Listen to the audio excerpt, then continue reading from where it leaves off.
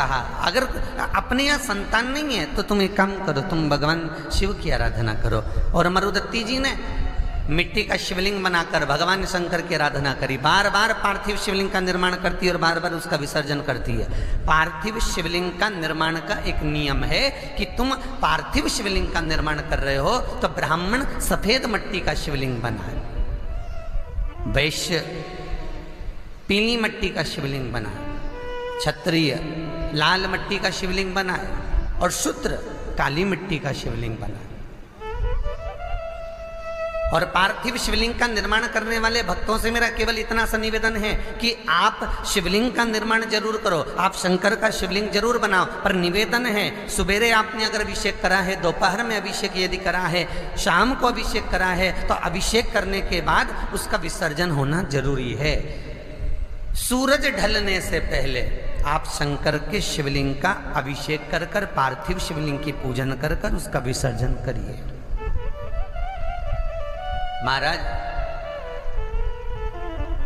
भगवान विष्णु का प्रसाद आप 10 दिन तक घर में रख सकते हो। नाथ द्वारा गए वहां से प्रसाद लिया है, 10 दिन तक घर में रख लो। तिरुपति गए वहां से प्रसाद लिया है, 20 दिन घर में रख लो। शिरडी गए वहां से प्रसाद लिया है, 50 दिन तुम घर में रख लो। तुम्हारी मर्जी पड़े, तुम पांडुकेश्वर गए, तुम जहां भी पंडरीनाथ गए वहां से तुम प्रसाद लाए रख लिए, बद्रीनाथ गए वहां से प्रसाद लाए रख लिए, द्वारका जी गए वहां से प्रसाद लाए रख लिया, जगन्नाथ गए वहां से प्रसाद लाए रख लिया। पर केवल 33 कोटि देवता में केवल एक देव अधिदेव महादेव ही एक ऐसे होते हैं जिनका प्रसाद रात भर नहीं रखा था।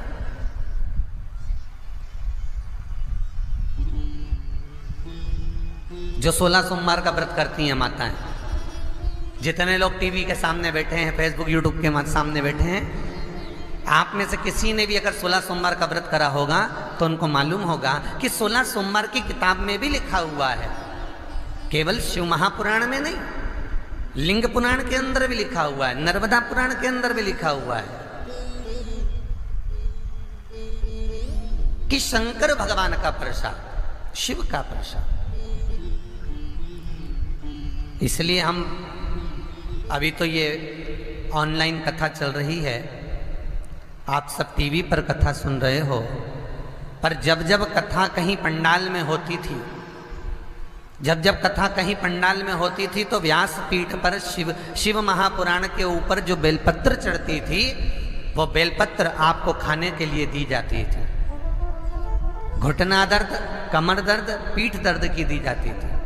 और वो बेलपत्र के लिए हम बार बार कहते थे कि इस बेलपत्र को आज की आज रात होने से पहले खाना है।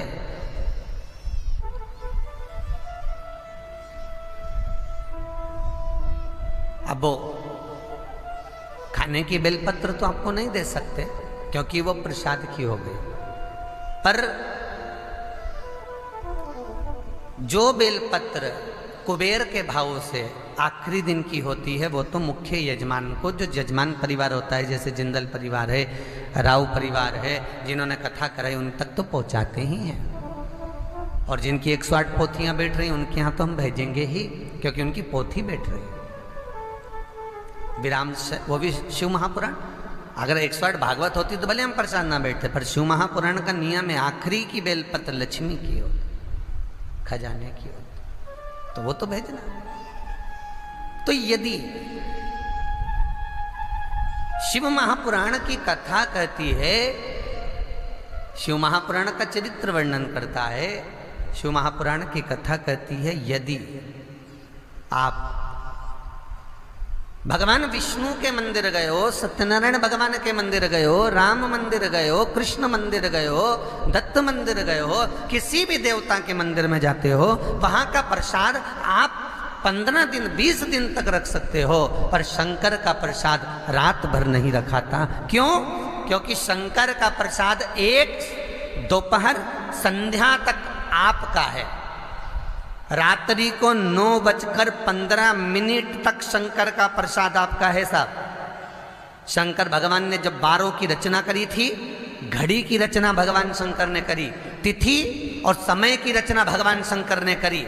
एक एक घड़ी, एक एक पल, एक एक तिथि, एक एक नक्षत्र, समय, पल, सबकी रचना शंकर करे। सबकी रचना से। इसीलिए तो शास्त्र कहता है ना, लिंग पुराण वर्णन करती है, नर्मदा पुराण कहती है, शिव महापुराण की कथा कहती है, जब व्यक्ति को कोई भारी रोग हो जाता है, कोई कैंसर जैसी बीमारी हो गई, कोई किडनी ही खराब हो गई, कोई लीवर ही बेकार हो गया, कोई बड़ी बीमारी हो गई, तो आप किसी ब्राह्मण से पूछेंगे कि पंडित जी हमको शंकर भगवान का अभिषेक करवाना है, कौन सा टाइम करवाना चाहिए, तो उसका भी समय शिव महापुराण निश्चित करती है, उसका भी समय हमारे यहाँ लिंग पुराण निश्चित करती है, उसका भी समय नर्मदा पुराण निश्चित करती है। तो कौमार खंड के अंदर शिव महापुराण के वर्णन करा गया कि 9:15 रात्रि को कोई बीमार व्यक्ति का यदि उसके हाथ से अभिषेक प्रारंभ कराया जाए, या उसके ही कुल का, उसके ही गोत्र का व्यक्ति शंकर का अभिषेक करता है और शंकर के नाम का स्मरण करता है, तो वो अभिषेक तो करे, साथ में जो मनोरथी है, यजमान है, वो महामृत्युंजय मंत्र का जाप करे, तो कहते हैं रोग समाप्ति की ओर आना प्रारंभ हो जाता है, रोग समाप्ति की ओर आता है,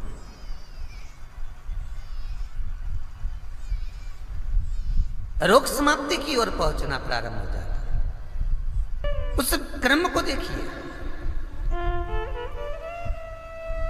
भगवान शंकर पर विश्वास रखकर एक एक पल, एक एक घड़ी, एक एक समय, एक एक नक्षत्र का शिव महापुराण में वर्णन है।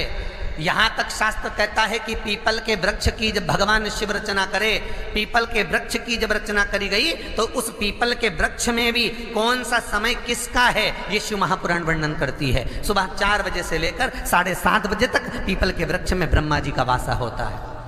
7:30 बजे से लेकर 10:30 पौने 11 बजे तक पीपल के वृक्ष में भगवान विष्णु का वासा होता है। 10:30 बजे से लेकर पीपल के वृक्ष में 11:30 बजे तक पितरों का वासा होता है। 11:30 बजे से लेकर 12:30 बजे तक पीपल के वृक्ष में आहूतों का वासा होता है। 12:30 बजे से लेकर शाम को 4 बजे तक पीपल के वृक्ष में वासुकों का वासा होता है। 4 बजे से लेकर शाम को 7:30 बजे तक पीपल के वृक्ष में शंकर का वासा होता है। 7:30 बजे से लेकर 9:30 बजे तक पीपल के वृक्ष में कुबेर का वासा होता है। 9:30 बजे से लेकर फिर कुबेर के वृक्ष में अन्य देवों का वासा चालू हो जाता है। इसलिए हमारा हिंदू धर्म कहता है, हमारे शास्त्र कहते हैं कि पीपल के वृक्ष को जब पूजा जाता है, पीपल के वृक्ष की जब पूजन करी जाती है, तो सुबह 10:30, 11, ज्यादा से ज्यादा 11:30, ज्यादा से ज्यादा 12, उसके पहले पीपल के वृक्ष की पूजन कर लेना चाहिए। क्यों? क्योंकि 11:30 बजे से लेकर 12:30 बजे तक पीपल के वृक्ष में पितरों का वासा रहता है, आहूतों का वासा रहता है, फिर वासुकों का वासा आता है। पितृ किसको कहते हैं? महाराज जो पूरी उम्र लेकर चले गए और उनके भीतर अभिलाषाएं बहुत थी, मैं ये भी करना चाहता हूं, मैं ये भी करना चाहता हूं, वो पितृ हो जाते हैं। आहूत किसको कहते हैं? जिस माता के गर्भ में बच्चा जन्म ले और मर जाए, या 6 महीने का गर्भ धारण करने के बाद अवर्षण हो जाए, जीव पड़ने के बाद 6 महीने के बाद अगर बच्चा गर्भ में भी शांत हो जाता है, कुंवारी अवस्था में शांत हो जाता है, जिसका विवाह नहीं हुआ, ऐसा बच्चा जब शांत हो जाता है, अधोगति में कोई मर जाता है, सुसाइड कर एक्सीडेंट में किसी भी रूप में मर जाता है, तो वो आहूत कहलाता है। और बहुत ध्यान देना साहब, शिव महापुराण की कथा कहती है पितरों को भाग मिलता है, इसलिए पितृ तृप्त रहते हैं। आपको कथा में पहले वर्णन किया था, जब सृष्टि की रचना करने की बारी आई,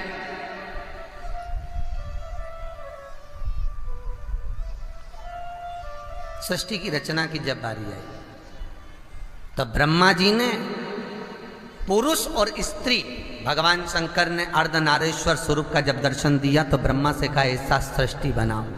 तो ब्रह्मा जी ने भेले में सृष्टि बना दी थी, पुरुष और स्त्री को मिला के किन्नर पैदा हो गए थे। भगवान विष्णु हंस दिए थे कि किन्नरों की सृष्टि बना दी ब्रह्मा जी ने। शंकर जी को बुरा लगा। भगवान शंकर ने कहा किसी विकलांग को देखकर, अंधे को देखकर, लूले को देखकर, लंगड़े को देखकर, अपाहिज को देखकर, बहरे को देखकर, किन्नर को देखकर हंसना नहीं चाहिए। नारायण आप हंसे हो इसलिए आपको किन्नत